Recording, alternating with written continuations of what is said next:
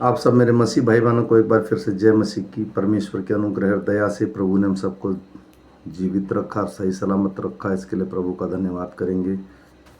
मैं basic Bible पढ़ता हूँ मेरे भाई और बहनों। मैं शाम का वचन पढ़ रहा हूँ। मैं पढ़ रहा हूँ दूसरे इतिहास के पुस्तक में से 13 और 14 अध्याय। इसके पढ़े और सुने जाने पर प्रभु की आशीष हो।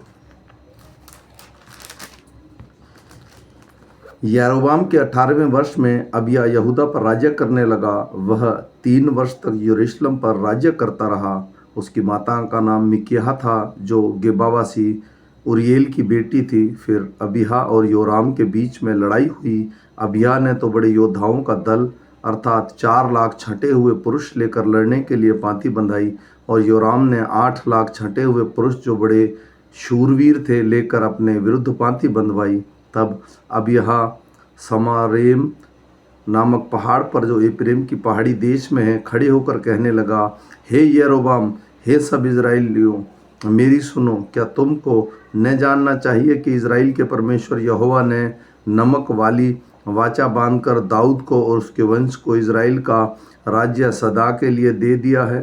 तो भी नाबात का पुत्र यारोबाम, जो दाऊद के पुत्र सुलेमान का कर्मचारी था, वह अपने स्वामी के विरुद्ध उठा है। इसके पास हल्के और ओछे मनुष्य इकट्ठा हो गए हैं। और जब सुलेमान के पुत्र रेहब्याम लड़का का अल्लढ़ मन का था तो उसका सामना न कर सकता था, तब वे उसके विरुद्ध सामर्थी हो गए और अब सोचते हो कि हम यहोवा के राज्य का सामना करेंगे जो दाऊद की संतान के हाथ में है, क्योंकि तुम सब मिलकर बड़ा समाज बन गए हो और तुम्हारे पास वे सोने के बछड़े भी हैं जिन्हें यरोबाम ने तुम्हारे देवता होने के लिए बनवाया। क्या तुमने यहोवा के याजकों को अर्थात हारून की संतान और लेवियों को निकालकर देश देश के लोगों के समान याजक नियुक्त नहीं किया? जो कोई 1 बछड़ा और 7 मेंढे आकर अपना संस्कार करने को ले आता, वह उसका याजक हो जाता है, जो ईश्वर नहीं है परंतु हम लोगों का परमेश्वर यहोवा है। और हमने उसको नहीं त्यागा। और हमारे पास यहोवा की सेवा टहल करने वाले याजक हारून की संतान और अपने अपने काम में लगे हुए लेवी हैं। वे नित्य सवेरे और सांझ को यहोवा के लिए होमबलि और सुगंधित द्रव्य का धूप जलाते और शुद्ध मेज पर भेंट की रोटियां सजाते और सोने की दीवट और उसकी दीपक सांझ सांझ को जलाते हैं। हम तो अपने परमेश्वर यहोवा की आज्ञा को मानते रहे, परंतु तुमने उसको त्याग दिया है। देखो, हमारे संग हमारा प्रधान परमेश्वर है और उसके याजक तुम्हारे विरुद्ध सांस बांधकर फूंकने को तुरहियां लिए हुए भी हमारे साथ हैं। हे इजराइलियों, अपने पूर्वजों के परमेश्वर यहोवा से मत लड़ो, क्योंकि तुम सफल ना होंगे। परंतु यारोबाम ने घातकों को उनके पीछे भेज दिया। वे तो यहूदा के सामने थे और घातक उनके पीछे थे। जब यहूदियों ने मुंह फेरा तो देखा कि हमारे आगे और पीछे दोनों ओर से लड़ाई होने वाली है। तब उन्होंने यहोवा की दुहाई दी और याजक तुरहियों को फूंकने लगे। तब यहूदी पुरुषों ने जय जयकार किया, और जब यहूदी पुरुषों ने जय जयकार किया तब परमेश्वर ने अबिय्याह और यहूदा के सामने यारोबाम और सारे इजराइलियों को मारा।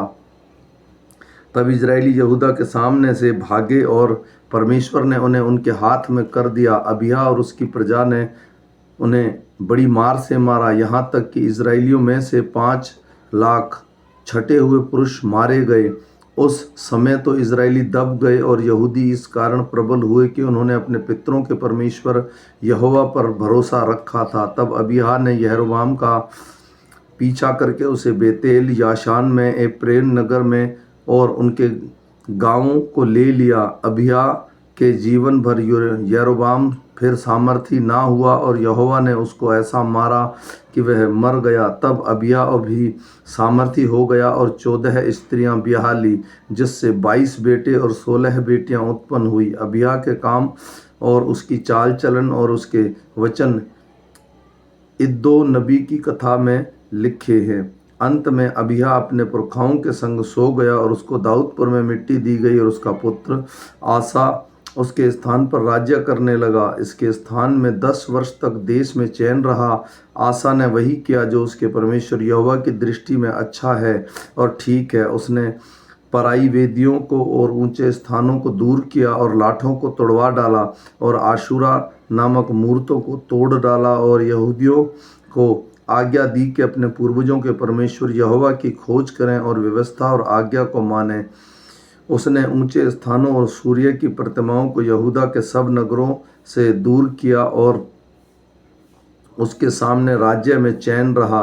उसने यहूदा में गढ़वाले नगर बसाए क्योंकि देश में चैन रहा। उन बरसों में उसे किसी को लड़ाई ना करनी पड़ी क्योंकि यहोवा ने उसे विश्राम दिया था। उसने यहूदियों से कहा, जाओ, आओ हम इस नगर को बसाएं और उनके चारों ओर शहरपना गढ़ और फाटक के पल्ले और बेंडे बनाएं। देश में अब तक हमारे समान सामने पड़ा है क्योंकि हमने अपने परमेश्वर यहोवा की खोज की है। हमने अपने खोजी की और उसके हमको चारों ओर से विश्राम दिया है। तब उन्होंने उन नगरों को बसाया और समृद्ध हो गए। फिर आशा के पास ढाल और बर्छी रखने वालों की एक सेना थी, अर्थात यहूदा में से 3 लाख पुरुष और ब्यामीन में से ढाल रखने वाले और धुरंधरी 2,80,000। ये सब शूरवीर थे। उनके विरुद्ध 10 लाख पुरुषों की सेना और 300 रथ लिए हुए जेहर नामक एक कूशी निकला और मारेशा तक आ गया। तब आसा उसका सामना करने को चला और मारेशा के निकट साप्ता नामक तराई में युद्ध को पांति बंधवाई। तब आसा ने अपने परमेश्वर यहोवा को यों दुहाई दी, हे यहोवा, जैसे तू सामर्थी की सहायता करता है वैसे ही शक्तिहीन की भी। हे हमारे परमेश्वर यहोवा, हमारी सहायता कर क्योंकि हमारा भरोसा तुझी पर है और तेरे नाम का भरोसा करके हम इस भीड़ के विरुद्ध आए हैं। हे यहोवा, तू हमारा परमेश्वर है, मनुष्य तुझ पर प्रबल ना होने पाएगा। तब यहोवा ने कूशियों को आशा और यहूदियों के सामने मारा और कूशी भाग गए। आशा और उसके संग के लोगों ने उसका पीछा गरार तक किया और उससे कूशी मारे गए और वे फिर सिर न उठा सके क्योंकि वे यहोवा और उसकी सेना से हार गए और यहूदी बहुत सी लूट ले गए। उन्होंने गार के आसपास के सब नगरों को मार लिया क्योंकि यहोवा का भय उनके रहने वालों के मन में समा गया और उन्होंने उन नगरों को लूट लिया क्योंकि उसमें बहुत सा धन था। फिर पशुशालाओं को जीतकर बहुत सी भेड़ बकरियां और ऊंट लूटकर यरूशलेम को लौटे। आमीन। मेरे भाई और बहनों, ये छोटा सा वचन था। हम फिर मिलेंगे सुबह के वचन के साथ। तब तक परमेश्वर का अनुग्रह, दया और कृपा हम पर और हमारे परिवारों पर अब से लेकर अनंत काल होती रहे। सबको जय मसीह।